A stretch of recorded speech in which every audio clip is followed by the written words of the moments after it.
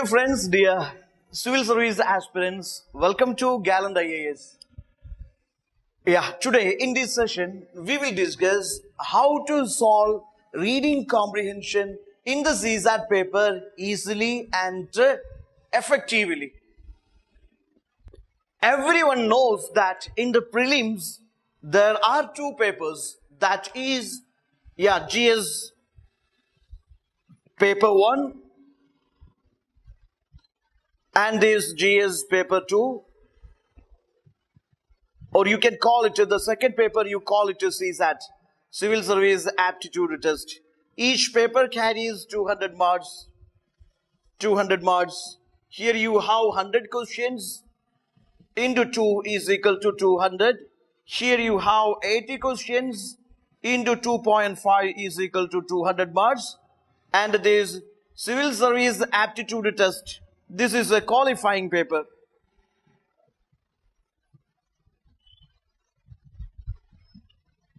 That means you have to score 66.66 out of 200 in order to qualify CSAT. So actually, CSAT has been made by UPSC a qualifying paper. That means you need to score a qualified mark in CSAT. Even though it is a qualifying paper, still it is a nightmare for many civil service aspirants.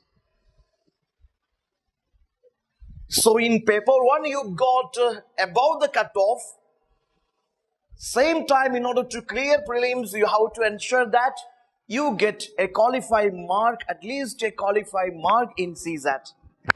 So in CSAT, you have a lot of questions related to mathematics, arithmetics, etc. and reading comprehension. Something around 30 questions.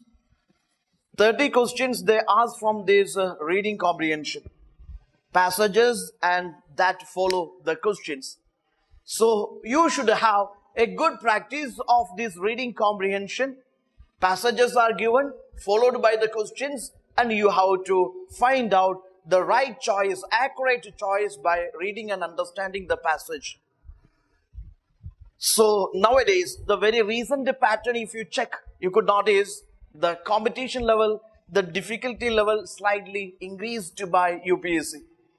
But there are solutions, there are some tricks, some tips in order to score high in your reading comprehension area in CSAT.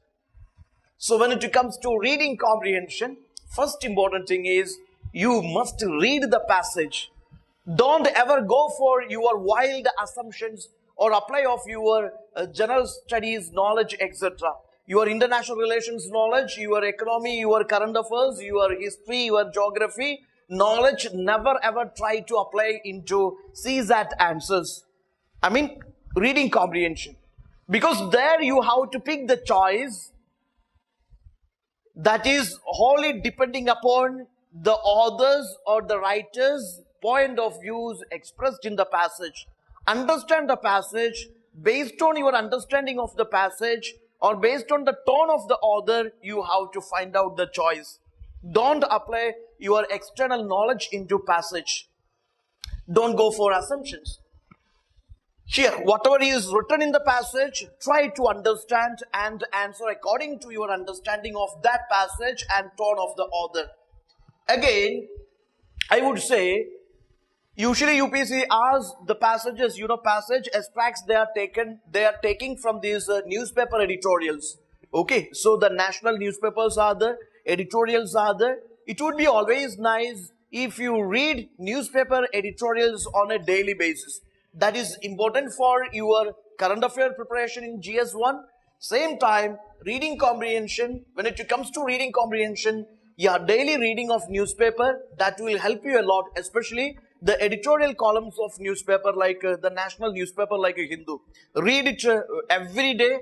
That will improve your comprehensional skills, understanding skill. That will improve your language. That will improve your vocabulary also. Mostly such editorial extracts are being asked in the CSAT. This is a usual question. When you read a passage, where to focus upon? Passages are there. Each passage is followed by a number of questions, 1 or 2 questions. So whether you should read the passage or the questions first. Many aspirants, many veterans, many mentors, they have different opinions regarding this. Some say you read the passage first, then you solve the questions. Some say that is time consuming, you read the questions, accordingly you read the passage. So let me tell you the merits and demerits of both these aspects. When you read the questions and then you read the passage. See, that is time saving. A passage is given, small passage is given, then that passage is followed by the questions. So first you read the questions, then you understand what is the demand of the questions in the passage. Sometimes only one or two lines in the passage or some keywords in the question which you have to find out in the passage, you can answer the questions. So anyway, reading the questions before the passage, that will help you to concentrate on the core areas or the demanding areas in the passage. That is time saving. You can skip the unwanted informations in the passage. Okay, you can stay focused or connected with that demand of the question or relevant areas in the passage. But at the same time, you may miss out some core concepts in the passage or the whole idea of the passage. Sometimes you may miss. For some assumption-oriented questions or inference questions, what is required is the whole understanding of the entire passage is required. So in such cases, if you are only focusing on that keywords in the questions in the passage, means sometimes you may miss out that core ideas of the passage. Then coming to the second strategy, that you read the passage first, then you read the questions or answer the questions. That will help you a better understanding of the passage. But it is time consuming. That is time consuming. It has an advantage, like you will not miss out any important details in the passage. But at the same time, this is again you understand that all the informations in the passage not required for answering the one or two questions that the passage follow. So my solution, I would say that you read the questions first. One or two questions will be there. Read the questions. Try to understand what is the demand of the questions in the passage.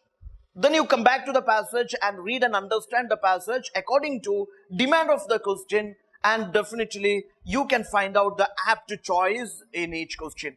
Each question follows 4 choices. So read the question and choices first. Then you try to understand what is the demand of the question. Then come back to the passage, find out the core demand of the question in the passage, and you answer accordingly. But at the same time, this is not a hard, rigid rule for all aspirants. Whichever the strategy you prefer, that you can follow. But the understanding of the passage is the first and fundamental thing.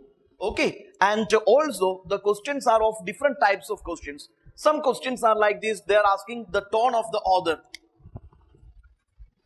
The tone of the author. They are asking for the tone of the author. Some questions are like this. They are asking for the main idea. Main idea of the author. Some are asking for the supplementary informations. Some are asking inference. Some are asking the conclusive idea. Conclusive idea in the passage. Some are asking assumptions. So different types of questions are there. Try to understand what is the demand of the question, nature of the question. Accordingly, you approach the question or answer the question.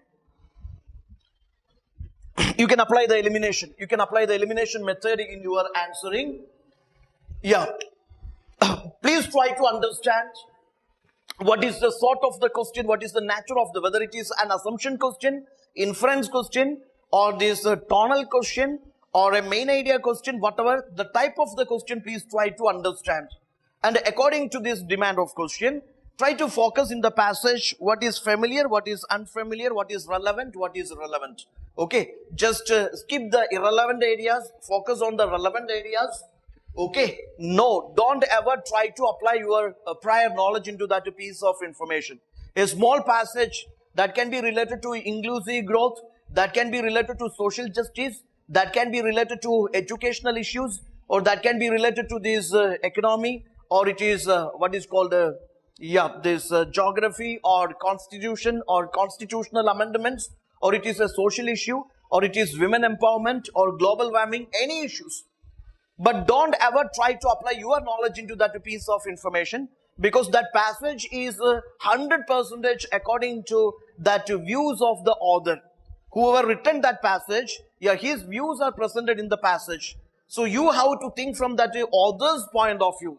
Don't ever apply your point of view into that particular piece of information. Try to apply, try to understand what the author is trying to communicate in the passage. So from that author's point of view, you have to approach the passage and you have to answer the question. Maybe author's view is different from this general view, or author's view is different from your common sense. But that doesn't matter. You have to apply the author's view while answering the questions that the passage follow. Some keywords are there. Some extreme keywords are there. Always, only, all, every, never, absolutely, hardly, exclusively. Such kind of the keywords in the choices will help you to figure out, will help you to, eliminate the wrong choices and find out the, or reach out the good ones. But this elimination is not always applicable. Okay, but in most cases you can see, whenever such extreme absolute keywords are used in the choices, most cases such choices can be the wrong choices. So such choices you can eliminate. Sometimes the choices are totally different from the contest.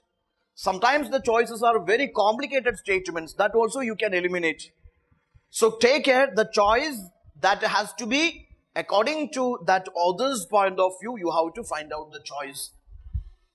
And don't go for unscientific, illogical choices given in the paper. Practice. And definitely I would say that reading comprehension, it's an art of, I would say it is practice. You read a lot of comprehensions, you practice a lot of comprehension, you answer it, and that practice is the key point, that is the fundamental point to score well in this reading comprehension area in CSAT. Main area questions are there. Your supporting idea, which is asking for a specific information in the passage, or the tonal questions are there, which is asking about this critical tone of the author, or questioning tone of the author, or objective tone of the author, enthusiastic tone of the author. So whatever, there are some questions which ask for this author's view, author's point of view, or author's tone in that particular passage. Yeah, inference type questions are there. From the given informations, from the given piece of informations, you have to draw up, or you have to find out a conclusive, a logical conclusion you have to bring out of the passage. So inference based questions are also there. So this is always important. Yeah, that you must have a good reading practice.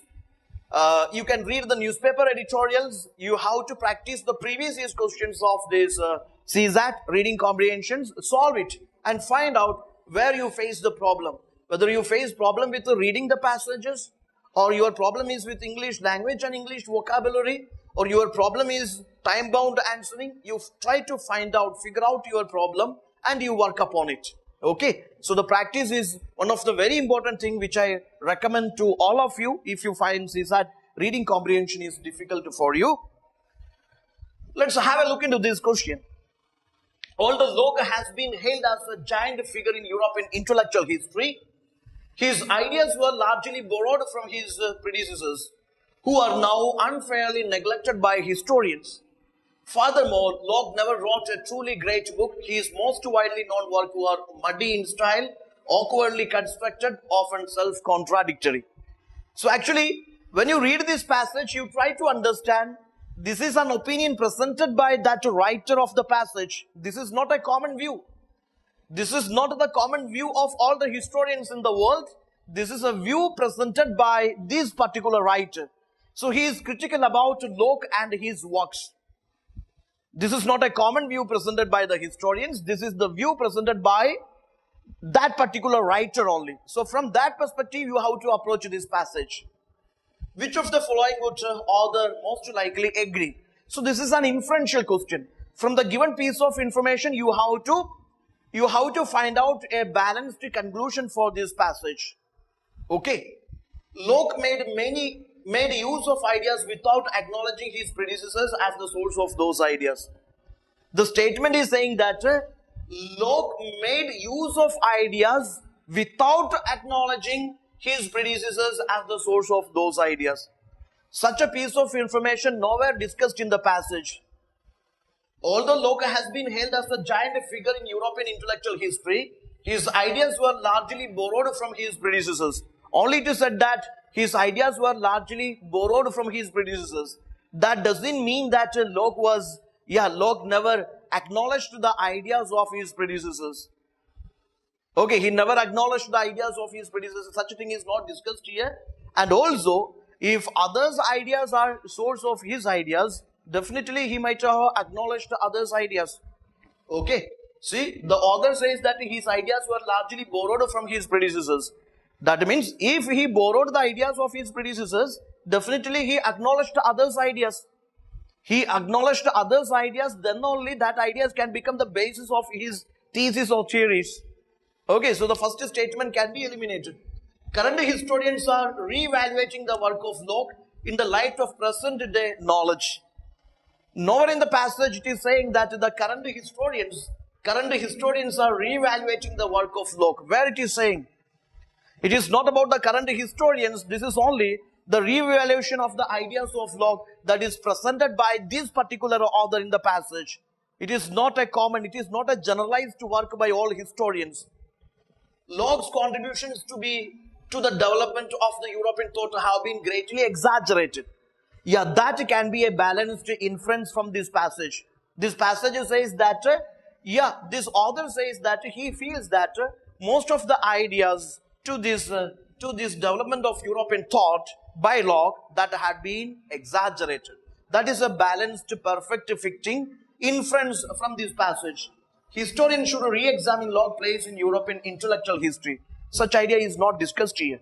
This is not a historian's views. This is only this author's view. This is author's perspective. This is not a generalized perspective. So the only balanced inference is C. Now there is a second case. It is well known that the world urgently needs adequate distribution of food. Try to understand each statement in the passage.